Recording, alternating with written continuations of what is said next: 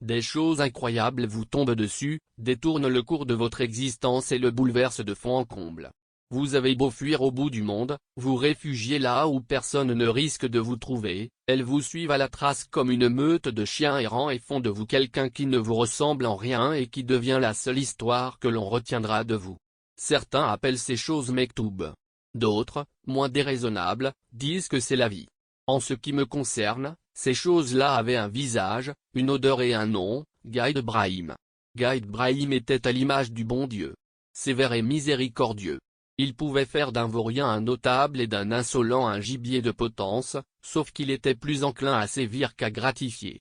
Il nous envoyait ses fiers couteaux, à l'improviste, pour s'assurer que nous veillions religieusement sur ses champs, que son bétail se portait mieux que ses sujets et que les échines étaient bien courbées. Tout ce qu'il y avait sur les terres de Guide Brahim appartenait à Guide Brahim, les vergers, la rivière, les sources, le mausolée ainsi que le marabout qui y reposait, la mosquée et son imam, nos taudis, notre sueur et notre chair, jusqu'aux pierres pavant les collines, jusqu'aux renards qui venaient dans le noir semer la pagaille dans les poulaillers. Et tout lui réussissait. Ne craignant ni le mauvais œil des envieux ni la vindicte des humiliés, il régnait sans partage sur les êtres et les choses. Il était donc naturel de se soumettre à ses lois, qui étaient très simples, le servir ou disparaître. Comme nul ne savait où aller, on s'ancrait dans nos taudis et on évitait de faire du bruit.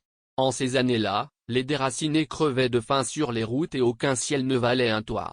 Personne, au douar, n'avait intérêt à se mettre à dos Guide Brahim.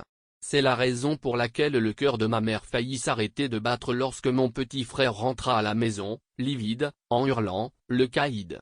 Le caïd !» Nous regardâmes par la fenêtre.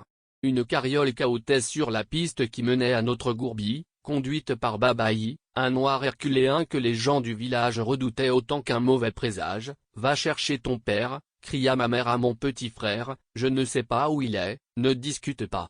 Trouve-le et dis-lui de rentrer immédiatement. Ce n'est jamais bon signe quand on a la visite des hommes du caïd. » Mon petit frère sortit par derrière et s'élança à travers champs, notre chien sur les talons.